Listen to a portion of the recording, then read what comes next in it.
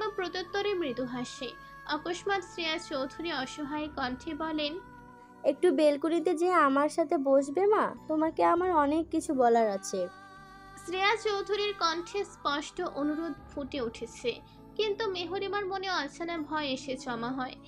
এখন তো আর একা নয়, কুট্টুস আছে ওর সাথে। উনি মেহরিমার সাথে খারাপ কিছু করবে না তো? এখন তো রীতি তো বাসায় নেই। এ অবস্থায় মেহরিমা নিজেকে বাঁচানোর জন্য লড়তেও পারবে না। তবুও ভয়কে জয় করে বুকে সাহস সঞ্চয় করে বলে, চলুন মা। শ্রেয়া চৌধুরী মৃদু হাসেন। ওনার সাথে বেলকুনির দিকে হাঁটা ধরে মেহরিমা। কে জানে, শ্রেয়া চৌধুরীর উদ্দেশ্য ভালো তো হতে পারে। হয়তোবা আজ রাতে অতীতের নতুন কিছু জানতে চলেছে মেহরিমা, যা মেহরিমার আগামী দিনের লড়াইটা আরো সহজ করে দেবে। আমার বয়স তখন 10 বছর। তখন আমার আব্বা মা সেপারেট হয়ে যায়, কারণ আব্বা পরকীয়া প্রেমে জড়িয়ে পড়েছিলেন। আব্বা নিজেই মায়ের সাথে সম্পর্ক ছিন্ন করে দেন। আব্বার বাড়িতে আমাদের আর জায়গা হয় না। আব্বা মায়ের প্রেমের বিয়ে ছিল। আমার মা অনেক বড় ঘরের মেয়ে ছিলেন। ইভেন মা নানুর একমাত্র সন্তান ছিলেন, বড়ই আদরে। আমার নানু সেই সময়ে গ্রামের জমিদার ছিলেন। খুব কড়া আর কঠিন মনের মানুষ ছিলেন তিনি। মেয়ের করা কাজে উনি ওনার সম্মানে অনেক বড় আঘাত পান। নানু অসম্মান সইতে না পেরে মাকে ত্যায্য করে দেন। তাই বাবা ডিভোর্স দেওয়ার পরে মায়ের আর কোথাও যাওয়ার জায়গা ছিল না। আমার মায়ের তুখোড় আত্মসম্মানবোধ ছিল, যার কারণে মা নিজের সম্মান নষ্ট করে আর নানুর কাছে ফিরে যাননি। তখন ফিরে গেলে নানু হয়তো একমাত্র মেয়ের অমন দুর্দশা অবস্থায় মুখ ফিরিয়ে দিতেন না। শ্রেয়া চৌধুরী থামেন, একটা দীর্ঘশ্বাস ফেলে পুনরায় বলতে শুরু করেন, যাই হোক, মা আমাকে সঙ্গে করে তার গোছানো অল্প কিছু টাকা নিয়ে ঢাকায় পাড়ি জমান। আমাদের এক কাপড়ে বাসা থেকে বের করে দিয়েছিলেন বাবা। সঙ্গে এক্সট্রা বলতে একটা কিচ্ছু ছিল না। ঢাকায় যেয়ে আমরা 3 রাত স্টেশনে কাটিয়েছিলাম। তখন শীতকাল ছিল। সেই শীতের কষ্ট সহ্য করতে না পেরে স্টেশন থেকে এক ভাইয়ের সাহায্য নিয়ে আমরা বস্তিতে আশ্রয় নিয়েছিলাম। তারপর 1 মাসের মধ্যে মা খুব কষ্টে অন্যের বাসায় কাজ জোগাড় করে। ওই অন্যের বাসায় কাজ করে টানাপোড়েনের মধ্য দিয়ে আমাদের দুজনের সংসার টেনে টুনে চলতো। এমনও কতদিন গেছে আমি এক মুঠো ভাতের জন্য অনেক কান্না করেছি, কিন্তু মা আমার মুখে ভাত তুলে দিতে পারেনি। 2-3 দিনও না খেয়ে থাকতে হয়েছে আমাদের। মা যা আয় করতো তা বস্তিতে খাজনা দিতে দিতে যেয়েই ফুরিয়ে যেত। তবে জানো তো মেহু, আমি পড়াশোনার প্রতি খুবই আগ্রহী ছিলাম। তাই মা শত কষ্টের মাঝেও আমাকে একদম নর্মাল একটা স্কুলে 3য় শ্রেণীতে ভর্তি করে দিয়েছিলেন। ওনার অনেক বড় স্বপ্ন ছিল আমাকে নিয়ে। ওভাবে কষ্টের মধ্য দিয়েই 5টা বছর পার করেছিলাম আমরা মা মেয়ে। আমি তখন 8ম শ্রেণীতে উঠেছি মাত্র। পড়াশোনায় ভালো ছিলাম বিধায় বস্তির কিছু পোলাপানদের পড়ানো শুরু করি। ওখান থেকে কিছু টাকা আসতো। ওই টাকাগুলো দিয়েই মাকে সংসার চালাতে সাহায্য করতাম। আমার বয়স 15 বছর হলেও শারীরিক গঠন থেকে মনে হতো 18+। আমি শিমু নামের একটা মেয়েকে পড়াতাম। ওদের বাড়িটা আমাদের বাড়ি থেকে একটু দূরেই ছিল। ওর বড় ভাই ছিল আস্ত একটা নেশাখোর। দিনে তো আমি একটু সময় পেতাম না। স্কুল বাড়ির সকল কাজ সামলিয়ে সময় হয়ে উঠতে না। তাই রাতে পড়াতাম সবাইকে। প্রত্যেকদিন মা আমাকে নিয়ে আসতো যেত। আমাকে নিয়ে মা খুবই সিরিয়াস ছিলেন। অভাবের জন্য কখনো আমাকে অবহেলা করেননি। আমার মা আমাকে সবসময় বলতেন আমি ওনার বেঁচে থাকার একমাত্র শক্তি। ওর মধ্যে একদিন মা অসুস্থ থাকায় আমাকে আনতে যেতে পারে না। রাতে শিমুকে পড়িয়ে আমি একাই বাসার উদ্দেশ্যে রওনা দেই। জ্যোৎস্না রাত ছিল বিদায় হাঁটতে খুব একটা সমস্যা হচ্ছিল না, কিন্তু শ্রেয়া চৌধুরীর গলা ধরে আসে, চোখ দিয়ে পানি গড়িয়ে পড়ে। মেহরিমা শ্রেয়া চৌধুরীর দিকে নিষ্পলক চোখে চেয়ে থাকে। শ্রেয়া চৌধুরী নিজেকে সামলিয়ে নেন, ভাঙা গলায় বলেন, কিন্তু ওই দিন আমার জীবনটা দ্বিতীয়বারের মতো সম্পূর্ণ এলোমেলো হয়ে যায়। ওই দিন নিষ্পাপ দুরন্ত শ্রেয়া মারা যেয়ে জন্ম নেয় খুনি পাপী কঠিন শ্রেয়া। আমি শিমুদের বাড়ি থেকে বেরিয়ে কিছু দূর যেতেই আমার পেছনে কারোর হাঁটার অস্তিত্ব অনুভব করি। আমি ভয়ে পিছনে না তাকিয়ে দ্রুত হাঁটতে থাকি। অগোছালোভাবে হাঁটায় হঠাৎ পায়ের সাথে ইট জাতীয় কিছু একটা বেঁধে ওখানেই মুখ থুবড়ে পড়ে যাই। ততক্ষণে আমার পিছনের অবয়বটা আমার সামনে এসে দাঁড়িয়েছে। আমার ঠোঁট কেটে গলগলিয়ে রক্ত বেরিয়ে আসে। আমি রাস্তা থেকে রক্তাক্ত মুখ তুলে সামনে তাকাতেই শিমুর বড় ভাইয়ের বিশ্রী অঙ্গভঙ্গির মুখটা দেখতে পাই। আমার আর বুঝতে বাকি থাকে না সামনে কি ঘটতে চলেছে। নিজেকে বাঁচাতে ব্যথিত শরীর নিয়েই উঠে উল্টো দিকে দৌড় লাগাই, কিন্তু সামনে আরও দুজন জানোয়ারের এসে দাঁড়ায়। আমার পালানোর আর কোনো রাস্তা থাকে না। ওরা হয়তো সবটা প্ল্যানিং করে এসেছিল। নিজেকে বাঁচাতে, নিজের সতীত্ব রক্ষা করতে সেদিন আমার নিষ্পাপ হাতে তিনটে খুন হয়েছিল। বিশ্বাস করো, ওদের কাছে হাত জোর করে নিজের সতীত্ব ভিক্ষা চেয়েছিলাম আমি। মেয়েদের কাছে ওটাই তো সব কিছুর ঊর্ধ্বে। কুমারিত্ব হারানো মেয়েরা যে সবসময় জ্বলন্ত আগুনে পুড়তে থাকে, ওদের জীবন বলতে কিছু থাকে না। সমাজ ওদের আর 5টা মেয়ের মতো স্বাভাবিকভাবে বাঁচতে দেয় না। এখন ওই সরু নির্জন গলি আমার সেই করুণ আর্তনাদের সাক্ষী। এক অসহায় শ্রেয়ার জীবন ভিক্ষা চাওয়ার সাক্ষী।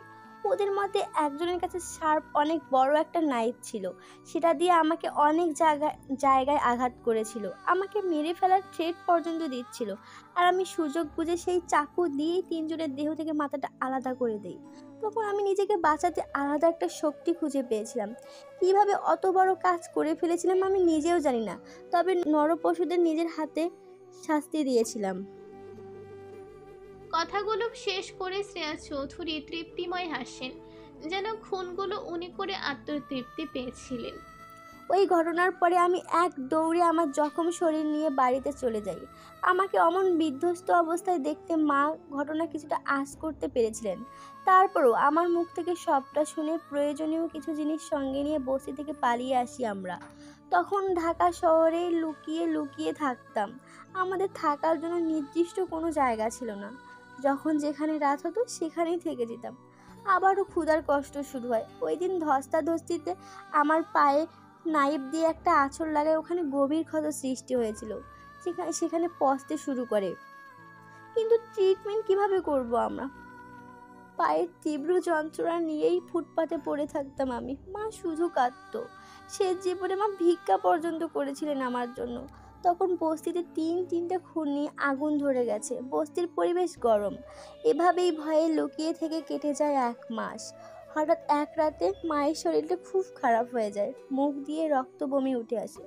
আমি আমার জখম পা নিয়েই ঢাকা শহরের রাস্তায় রাস্তায় ঘুরে বেড়াই একটুখানি সাহায্যের আশায়, কিন্তু আফসোস, কারো থেকে একটু সাহায্য পেয়েছিলাম না। তারা মাকে হসপিটাল পর্যন্ত নিয়ে যেতেও রাজি ছিল না, কারণ গরিব। আমি ওদের টাকা দিব কোথায় থেকে? আমার মা খুব কষ্ট পেয়ে ওই রাতেই মারা যায়। তখন বাদে আরেক ঝামেলা, মাকে কবর দিব কোথায়? আমি তো কিছুই চিনি না। অত বড় শহরের কোথায় আছি তাও জানি না।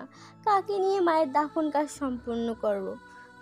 বিশ্বাস করো মেহু, মায়ের মৃত্যুতে আমি কেঁদেছিলাম না। আমি কেঁদেছিলাম এই পৃথিবীর নিষ্ঠুরতায়, আমার অসহায়ত্বের কেঁদেছিলাম আমি।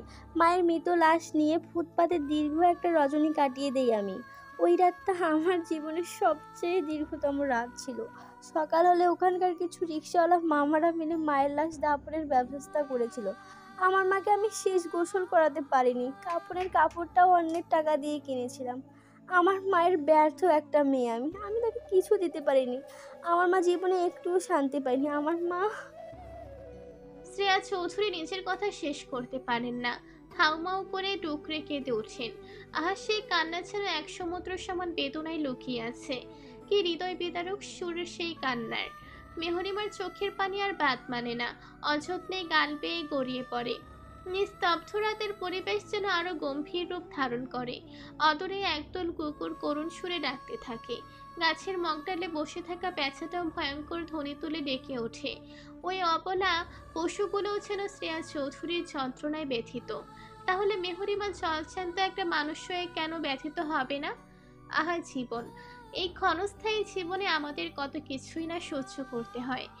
আমরা কত কঠিন সত্য মোকাবেলা করে থাকি, কত শত বিষাক্ত অভিজ্ঞতা থাকে আমাদের। এই জীবনের সকলের জন্য সমান নয়। কাউকে কাউকে কাউকে দেয় রাজার ন্যায় শান্তিপূর্ণ জীবন, আবার কাউকে দেয় তীব্র হাহাকার মেশানো জীবন। এই এক জীবনে আমাদের যাতনার কোনো শেষ নেই। অকস্মাৎ শ্রেয়া চৌধুরী নিজের কান্না থামিয়ে দেন। হাত দিয়ে দ্রুত চোখ মুছে ফেলেন, চোখ মুখ মুছে ফেলেন। অধরে মৃদু হাসি ঝুলিয়ে বলতে শুরু করেন, আমি আর কাঁদবো না। এই জীবন আমাকে খুব কাঁদিয়েছে। এখন আমি শুধু হাসবো, সুখেও হাসবো, কষ্টতেও হাসবো। আমাকে কাঁদানো এত সহজ নাকি? তারপর কি হয়েছিল শোনো মেহু। আমি একটা দোকান থেকে বেশ কিছু টাকা চুরি করি। সেই টাকাগুলো সঙ্গে করে আমি আমার নিঃশেষ হওয়া জীবনটা টেনে হেঁচড়ে নিয়ে আবারও আব্বার কাছে ফিরে যাই। এক প্রকার পালিয়ে আসি আমি। আব্বা ততদিন নিজের ভুল বুঝতে পেরেছিলেন। ওনার দ্বিতীয় স্ত্রী ছিল একজন স্বার্থান্বেষী মহিলা। আমি আব্বার কাছে গিয়েছিলাম শুধুমাত্র নানুর গ্রামের নামটা জানতে। এলোমেলো মস্তিষ্ক নানুর গ্রামের নামটা স্মরণ করতে ব্যর্থ ছিল। আব্বা সেদিন আমাকে নিজের কাছে রাখতে চেয়েছিলেন, আমি থাকিনি। যে মানুষটা আমার শৈশব, আমার মা, আমার সুন্দর জীবনটা আমার থেকে কেড়ে নিয়েছে, তার কাছে কিভাবে থাকবো আমি? তবে শেষবারের মতো ওই বাড়ি ত্যাগ করার আগে আমি আমার জীবন থেকে চলে যাওয়া 5টা বছরের শুরু থেকে শেষ পর্যন্ত সবটা শুনিয়ে এসেছিলাম। যার রূপকার ছিলেন আমার আব্বা নামক মানুষটা। ওই দিন আব্বা নামক মানুষটা খুব কেঁদেছিলেন, আর সর্বহারা আমি হেসেছিলাম। কিসের জন্য হেসেছিলাম জানি না, তবে মন খুলে হেসেছিলাম। তারপর আমি নানুর বাসায় চলে যাই। নানুমণি আমাকে বুকে আগলিয়ে নেন। সবটা শুনে ওনারা খুব ভেঙে পড়েন। আমাদের অমন পরিণতির জন্য নিজেদের দোষারোপ করতে থাকেন। আমি শুধু নীরব চোখে সবটা দেখতাম। কিছু বলার মতো মন মানসিকতা ছিল না আমার। আমার মাঝে আগের দোষী শ্রেয়া আর কখনো ফিরে আসেনি। আমি ছিলাম একটা রোবটের মতো, বেঁচে থাকতে হবে তাই বেঁচে আছি, এইটাই। দীর্ঘ 2 বছর ধরে আমার পায়ের ট্রিটমেন্ট হয়। আমার বাম পায়ের থাইয়ের মাংস কেটে ডান পায়ে লাগানো হয়েছিল। ওই গ্রামে থেকেই এসএসসি এক্সাম দেই আমি। আমার এসএসসি এক্সামের সময় নানুমণি মারা যান। আমার অনুভূতি শূন্য ছিলাম তখন, তবে মনের গহীনে যন্ত্রণা অনুভব হয়েছিল, বুকে জ্বালা করছিল। তারপর এইচএসসি দিয়ে আবার ঢাকা ব্যাক করলাম। যে ইট পাথরের শহরে নিজের সবটা হারিয়ে শূন্য হাতে ফিরেছিলাম, সেই শহরেই নিজের নতুন পরিচয় গড়ে তুলতে আবারও ফিরে এলাম। ওই শহরের চোখে আঙ্গুল তুলে অনেক কিছুতে দেখানো ছিল আমার। শ্রেয়া কখনো হারতে পারে না, শ্রেয়া হারেও নি, জিতে দেখিয়ে দিয়েছি। কিন্তু সেই জেতে আমি না পরিপূর্ণতা পাইনি মেহু। ঢাকাতে নানু রিলেটিভস ছিল, ওনাদের সাহায্য নিয়ে মেসে উঠছিলাম। তারপর ওখানে একটা ভাইয়ার কাছে পরে অ্যাডমিশন টেস্ট দিয়েছিলাম। আলহামদুলিল্লাহ, ঢাবিতে কেমিস্ট্রি ডিপার্টমেন্টে চান্সও হয়ে যায়। শ্রেয়া চৌধুরী নিচের কথা থামিয়ে সামনের ছোট টেবিলের থেকে পানির গ্লাস উঠিয়ে ঢকঢক করে পানি খেয়ে নেন। কিছুক্ষণ নীরবতা পালন করেন। মেহরিমা শান্ত চোখে সবটা শুধু দেখেই চলেছে। শ্রেয়া চৌধুরী মুচকি হাসেন, অতঃপর বলেন, নদীর মতো বহমান ছিল আমার জীবন। কখনো কোনো কুল কিনারা খুঁজে পাইনি আমি। জীবনের মতো চলতো, আমি সেই স্রোতে গা ভাসিয়ে নিজেকে মানিয়ে নিতাম।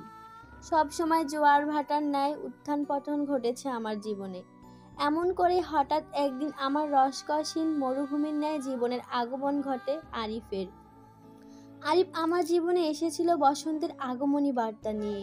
আমার মনে ওর আগমন ঘটেছিল নীরবে নিভৃতে। ওকে প্রথম দেখাতেই মনের মাঝে প্রজাপতিরা ডানা মেলে উড়ছিল। মৃত অনুভূতিহীন হৃদয়ে ফুলের মিষ্টি সুঘ্রাণ ছড়িয়ে অনুভূতির জন্ম নিয়েছিল। আমি তখন আমার নতুন এক সত্তার সাথে পরিচিত হয়েছিলাম। ধীরে ধীরে ওর সব খোঁজ নিতে থাকি আমি। একসময় জানতে পারি আরিফ আমার সেম ইয়ার সেম ডিপার্টমেন্ট। তখন থেকে ওর সাথে বন্ধুত্ব গড়ে তোলার চেষ্টা করি। একসময় আমাদের বন্ধুত্বও হয়। কয়েক মাসের ব্যবধানে আমাদের সেই বন্ধুত্বটা বেশ গভীর হয়ে ওঠে।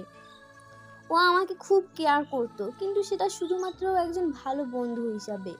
আর নির্বোধ আমি নিজের মন ধুয়ে বসেছিলাম। মন থেকে মরে যাওয়া মেয়েটা একটু ভালোবাসা, একটু কেয়ার পেতেই নিজের অজান্তেই সবটা দিয়ে বসেছিল অচেনা এক যুবককে। এমন করেই আমাদের জীবন থেকে 4টা বছর কেটে যায়। হঠাৎ করে একদিন আরিফ অবনীর কথা জানায় আমাকে।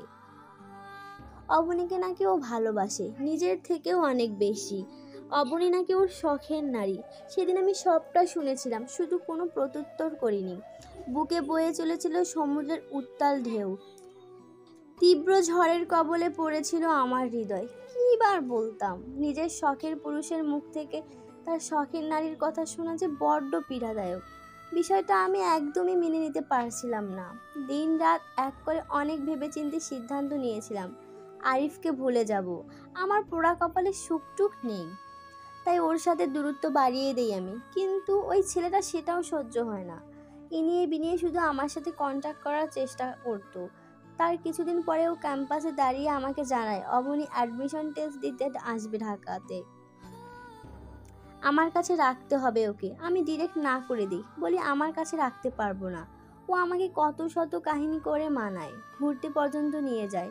শেষমেশ নিজের সুবিধার্থে আমি রাজি হই। অবনী এসে আমার কাছ থেকে পরীক্ষা দিয়ে যায়। অবনীকে দেখেই বুঝেছিলাম তীক্ষ্ণ বুদ্ধি সম্পন্ন, খুব মিষ্টি একটা মেয়ে। ওর সাথে টেক্কা দেওয়া আমার জন্য অতটাও সহজ হবে না। গ্রামের আর 5টা মেয়ের মতো ভোলাবালা মেয়ে অবনী নয়। তার ঠিক কয়েক মাস পরেই শুনি আরিফ অবনীকে বিয়ে করবে। দিন তারিখ ঠিক হবে হবে ভাব। আর এই সময়টাতে আমি আমার বেঁচে থাকার শেষ সম্বল আমার নানুকে চিরজীবনের জন্য হারিয়ে ফেলি।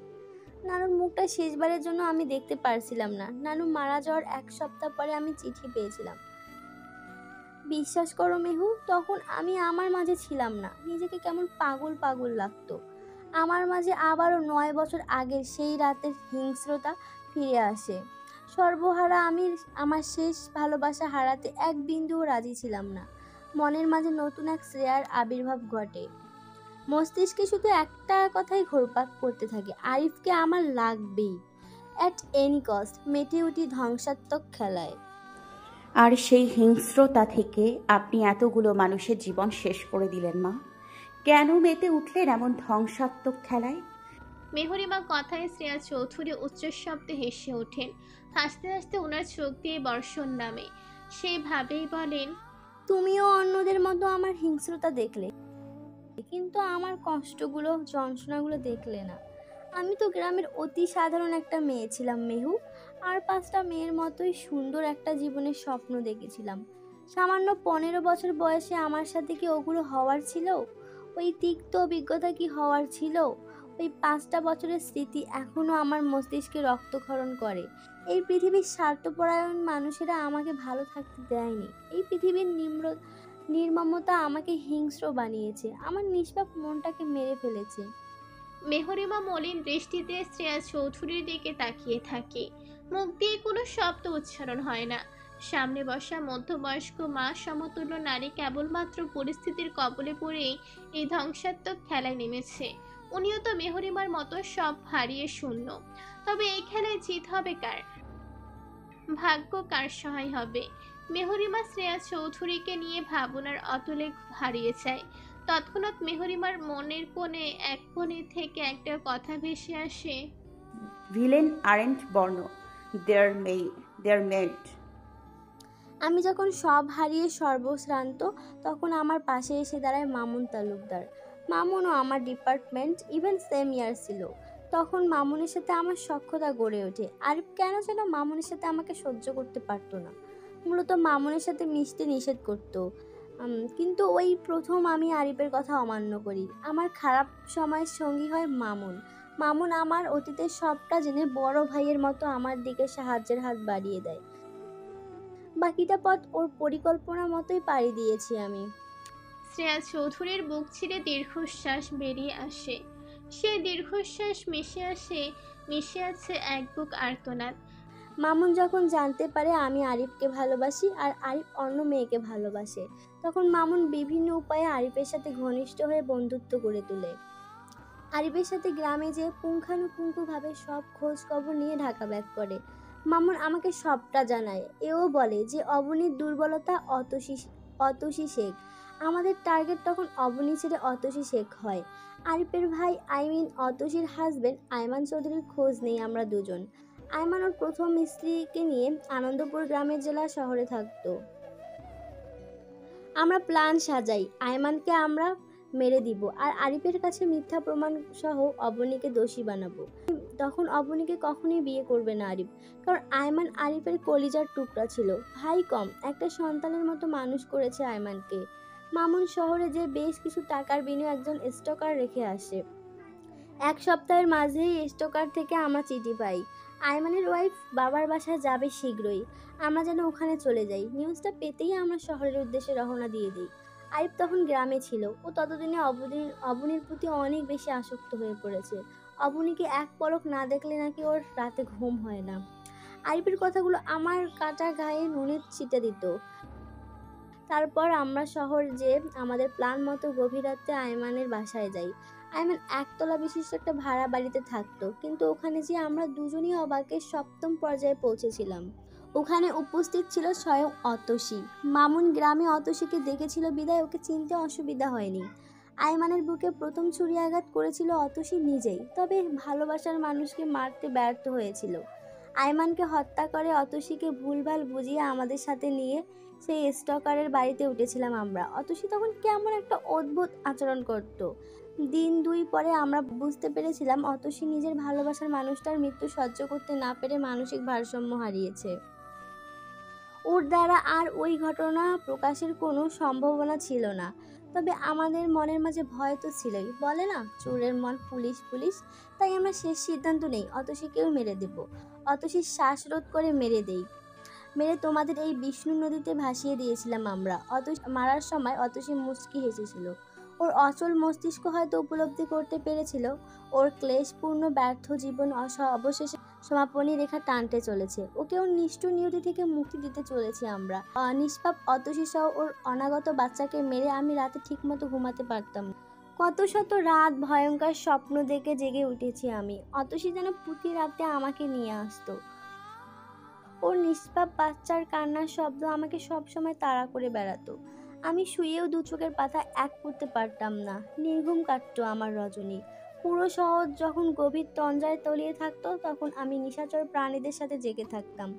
ব্যালকনিতে বসে দীর্ঘ একটা সরবরি কাটিয়ে দিতাম। আমি দেখতে পেতাম আমার যাতনায় অদূরেই দাঁড়িয়ে অতসী খিলখিলিয়ে হাসছে।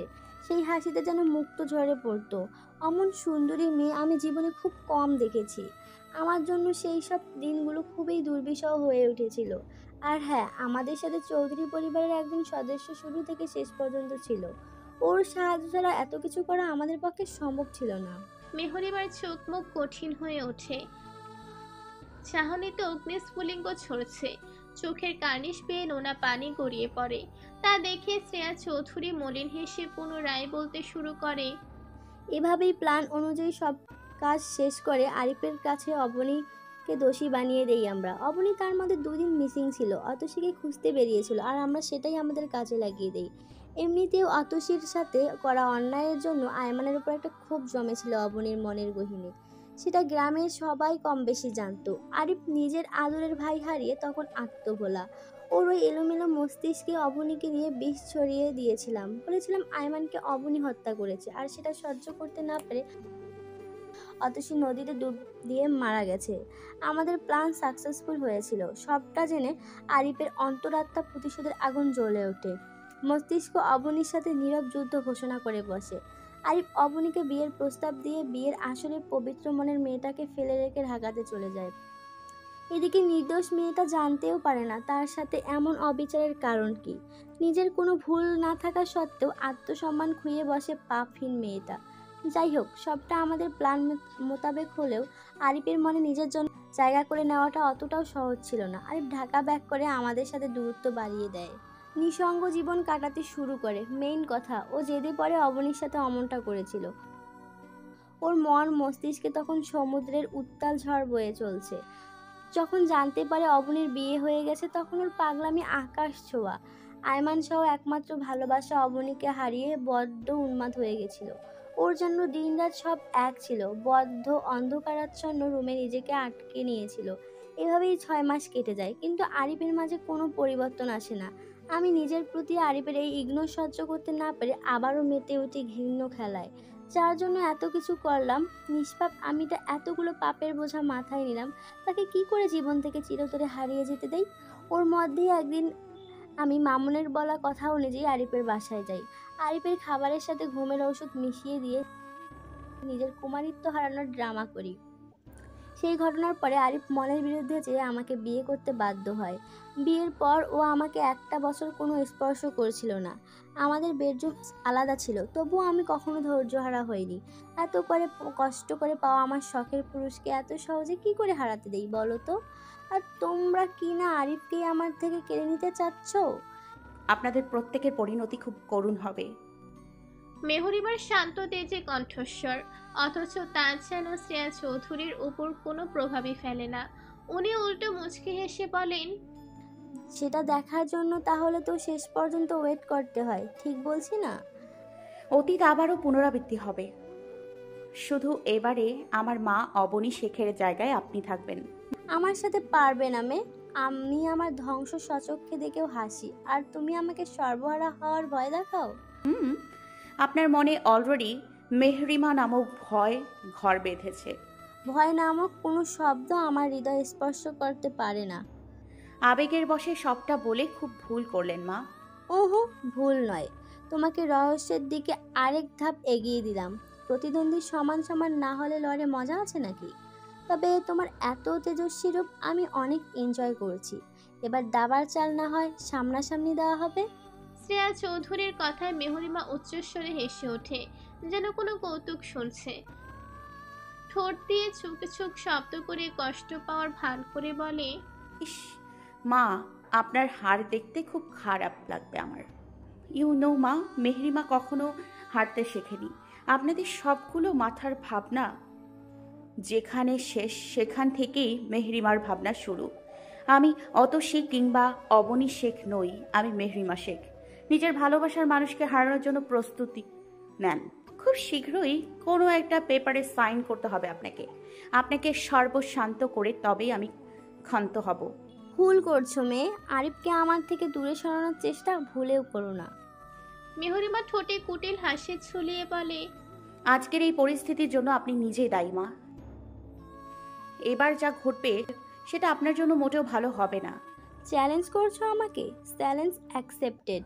আরিফকে আমার থেকে দূরে সরানোর আগে তোমার অস্তিত্বই পৃথিবী থেকে আমি চিরতরে বিলীন করে দেব। এমন কিছু করবেন না শ্রেয়া চৌধুরী, যেন আপনার বুকে প্রথম গুলিটা আমাকে চালাতে হয়। হৃদিতের অথরের কোণে বাঁকা হাসি। অকস্মাৎ হৃদিতের কণ্ঠস্বর কর্ণগোচর হতেই মেহরিমা শ্রেয়া চৌধুরী দুজনেই শিউরে ওঠে। শ্রেয়া চৌধুরী যেন আজ সব ভয়কে জয় করেছেন। ছেলের গম্ভীর শীতল অন্তরাত্মা কাঁপানো কণ্ঠস্বরের বিপক্ষে তিনি অধরে মৃদু হাসি ফুটিয়ে বলেন, তুমি পারবে না বাবা, আমি তোমার জন্মদাত্রী মা। আমার বুকে তুমি গুলি চালাতে পারবে না। সেটা সময় বলবে। তোমার বউকে থামিয়ে দাও বাবা, বেশি উড়লে পাকা ভেঙে মাটিতে মুখ থুবড়ে পড়বে। হৃদিতের অ্যানাবেলার দিকে চোখ তুলে তাকানোর সাহস ওই বাস্টার্ডের নেই, ইভেন আপনাদের কারণ নেই। এই পর্যায়ে এসে শ্রেয়া চৌধুরীর চাহনি পরিবর্তন হয়। চোখে মুখে আতঙ্ক ফুটে ওঠে। কাঁপা কাঁপা কণ্ঠে বলে, তুমি কার কথা বলছো হৃদিত? যার ইশারায় আপনারা এতগুলো মানুষ প্রতিনিয়ত নেচে চলেছেন, ইভেন যে নিজেকে আন্ডারওয়ার্ল্ডের কিং মনে করে, তবে সে জানে না সে যে জগতের রাজা, সেই জগতের মহারাজা হৃদিত চৌধুরী। হৃদিতের এত শান্ত রূপ মেহরিমা ঠিক হজম করতে পারছে না। মেহরিমার ষষ্ঠ ইন্দ্রিয় হলফ করে জানান দিচ্ছে এই সমুদ্র আশঙ্কনীয়ভাবে গর্জে ওঠার পূর্বাভাস। আর আন্ডারওয়ার্ল্ড বলতে তবে কি মেহরিমা দেখার বাইরেও আরো কিছু আছে? আর হৃদিত মেহরিমা যা ভাবছে তবে কি সেটাই ঠিক, নাকি তার উল্টো সবটা? হৃদিতকে মেহরিমার কাছে একটা সুবিশাল গভীর সমুদ্রের মতো মনে হয়, যেখানে লুকিয়ে আছে শত শত রহস্য, যে রহস্যের কুল কিনারা কখনোই কেউ খুঁজে বের করতে পারবে না। মেহরিমার মস্তিষ্ক অগোছালো হয়ে ওঠে। শ্রেয়া চৌধুরী দরদরিয়ে ঘামতে শুরু করেন।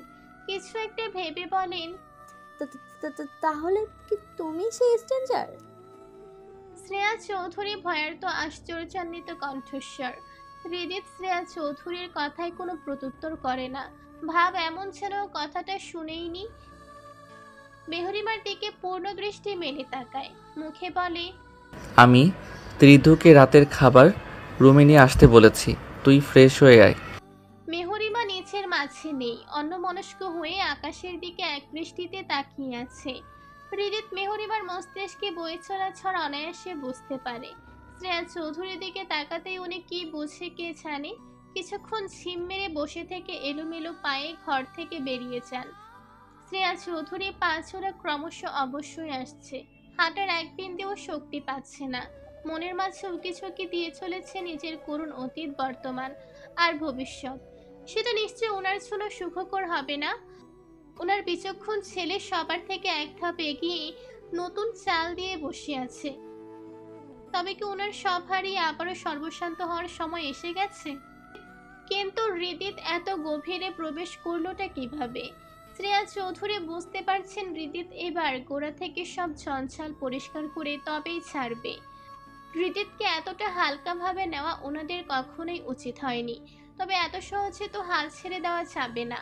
নিজের অস্তিত্ব টিকিয়ে রাখতে শেষ পর্যন্ত লড়তে হবে। এবার না হয় লড়াইটা মা ছেলের মাঝেই হবে। শ্রেয়া চৌধুরীর মস্তিষ্ক বিক্ষিপ্ত হয়ে পড়ে। নিজের ঘরে না চেয়ে ছাদের উদ্দেশ্যে হাঁটা ধরেন। প্রকৃতির নির্মল বাতাস যদি মনের ব্যথা কিছুটা কমাতে পারে, মস্তিষ্কের রক্তক্ষরণ বন্ধ করতে পারে। হৃদিত রুমের দরজা লক করে মেহরিমার পাশে এসে বসে। মেহরিমার ডান হাতটা পুরুষালী হাতের মুঠোয় পুড়ে নেয়। হৃদিতের স্পর্শে মেহরিমা ধ্যানচ্যুত হয়। হৃদিতের দিকে তাকিয়ে ফুপিয়ে কেঁদে ওঠে। ওরা আমার নিষ্পাপ খালামণিকে বাঁচতে দেয়নি। হৃদিত মেহরিমার গ্রীবাদেশে অধর ছুঁয়ে দিয়ে বলে, কাঁদে না যান, পাস্ট তো আমরা পরিবর্তন করতে পারবো না, তবে আমি কথা দিচ্ছি প্রেজেন্ট অ্যান্ড ফিউচারে এমন কিছু আর কখনো ঘটবে না। কোনো নিষ্পাপ অতসীকে প্রাণ হারাতে হবে না। প্রতিদ্বন্দ্বী যখন আমি আর আপনার জন্মদাত্রী মা, তখন সবটা আপনার জন্য এতটাও সহজ হবে না। মেহরিমার কথায় হৃদিত মলিন হাসে। সেই শত্রু আমাকে আঘাত করতে পারেনি, আমাকে হারাতে পারেনি। যাদের কাছে আমি কঠিন ছিলাম, নিষ্ঠুর ছিলাম, হেরেছি তো আমি তাদের কাছে। যাদের কাছে আমি আমার হৃদয়ের কোমলতা দেখিয়েছিলাম, যাদের নিজের হৃদয়ে স্থান দিয়েছিলাম। হৃদিতের বলা কথাগুলো প্রগাঢ় অর্থ মেহরিমার বোঝে, তবে কথার পরিপ্রেক্ষিতে একটি শব্দ উচ্চারণ করে না, কিংবা বলতে ইচ্ছে হয় না। হৃদিতের বুকে মাথা এলিয়ে দেয়, চোখ দিয়ে দুফোঁটা অশ্রু গড়িয়ে পড়ে। সন্তর্পণে তার ডান হাত দিয়ে মুছে ফেলে। হৃদিত মেহরিমাকে দু হাতে বুকে আগলিয়ে নেয়। এই বৈনাশিক খেলায় যদি আমি হারিয়ে যাই, আমাকে মনে রাখবেন আপনি। এই হৃদিতের মাঝে হারানো ছাড়া তোর আর কোথাও হারানোর অনুমতি নেই। তুই শতবার, সহস্রবার শুধুমাত্র এই হৃদিতের মাঝে হারাবি। এই প্রশস্ত বুকটা খুব যত্নে তোকে সবার আড়ালে লুকিয়ে রাখবে। হৃদিতের কথায় মেহরিমার অধরে ক্ষীণ হাসি ফুটে ওঠে। এই ধ্বংসকর খেলায় আমি আপনাকে হারিয়ে ফেলবো না তো? ঠিক যেভাবে মাধুপুকে হারিয়ে ফেলেছি। আপনার মায়ের মাথার ওপর অনেক শক্তিশালী কারোর হাত আছে, তাদের সাথে আমরা পারবো তো? আপনার মা আপনার বাবাকে নিজের করে রাখতে এই পৃথিবী ওলট পালট করে দিতেও দুবার ভাববে না। আচ্ছা, আমার মাধুপুর প্রতি এতটা নির্দয় কিভাবে হলেন উনি? Let's fucking clear Sunshine. তোর দিকে কেউ চোখ তুলে তাকালে তার তাজা রক্ত দিয়ে তোকে শাওয়ার নেওয়াবো আমি। This is my promise. You know I am not a hero in your story, I am a villain. A hero can sacrifice you to save the world, but a villain can destroy the world to save you. Every girl needs such a villain in her life. By the way, মাধুকে শ্রেয়া চৌধুরী মারেনি। কি? তাহলে কে মেরেছে? অবিশ্বাস্য কণ্ঠস্বর মেহরিমার। হৃদিত মেহরিমার মাথাটা ডান হাত দিয়ে বুকের বাম পাশে চেপে ধরে, মৃদু স্বরে বলে, কিছু অনুভব করতে পারছিস জান? মেহরিমা চোখ জোড়া বন্ধ করে হৃদিতের প্রতিটা হৃদস্পন্দন অনুভব করে। হৃদস্পন্দনের আগে থেকে ক্রমশ বেড়ে চলেছে। মেহরিমা ওভাবেই বলে, আপনার প্রতিটা নিগুড় হৃদয় স্পন্দন অনুভব করতে পারছি আমি। আমার প্রতিটা হৃদস্পন্দন তোকে উৎসর্গ করে স্পন্দিত হয়। এই হৃদস্পন্দন বৃদ্ধির কারণ শুধুমাত্র তুই। তোকে হারিয়ে ফেলার ভয় আমার প্রতিটা হৃদস্পন্দনে ফুটে উঠেছে। তুই কি অনুভব করতে পারছিস অ্যানাবেলা? তুই শুধু ঠিকঠাকভাবে নিজের যত্ন নে যান। প্রতিটা পাপের শাস্তি আমি ওদেরকে দেব। আই সোয়ার, ওরা প্রত্যেকে তোর পায়ের কাছে এসে নিজেদের জীবন ভিক্ষা চাইবে। আর শ্রেয়া চৌধুরী, উনি তো বোকা নারী। ওনাকে ব্যবহার করে সবাই সবার স্বার্থ সিদ্ধি করে চলেছে। আর নির্বোধ উনি ওনার ভালোবাসাকে নিজের করে রাখার জন্য সবার কথা মতো সব কিছু করছে। উনি যা যা করেছে সেটা ওনার সাথেই পুনরাবৃত্তি হবে। প্রকৃতি তো আছেই, সেই জন্য উনি যার জন্য এই খেলায় নেমেছে সেই ওনার বুকে প্রথম গুলিটা চালাবে। আমি যে বড্ড ক্লান্ত কুট্টুসের বাবা। ভাগ্যের জাতা কলে পিষ্ট আমি। আমার ভালোবাসা ঠিক মতো দেওয়া হচ্ছে না। Am I right Annabella? তোর সব ক্লান্তি গ্লানি আমার অগাধ ভালোবাসা দিয়ে মুছে দেব আমি। কুট্টুস জলদি চলে এসো তো মাম্মাম, তোমার মাম্মার টায়ার্ডনেস দূর করতে হবে। আমার ভালোবাসার চাদরে তোমার মাম্মামকে মরিয়ে দিতে আমি অধীর প্রতীক্ষায় আছি মাম্মাম। হৃদিতের কথায় মেহরিমা নিচের দুঃখ ভুলে আখি চূড়া বড় বড় করে হৃদিতের দিকে তাকিয়ে থাকে। পরক্ষণে হৃদিতের বুকে কিল মেরে বলে, সবসময় ফাজলামো, সিরিয়াস মোমেন্টে ফাজলামো। আজব, আপনার ভালোবাসা আপনার কাছেই রাখেন মশাই, আমার লাগতো না, বেটা পাজি একটা। মেহরিমা রুমের দিকে হাঁটা দেয়। পেছন থেকে হৃদিতের হাসির শব্দ ভেসে আসে। মেহরিমা মুচকি হেসে আওড়ায়,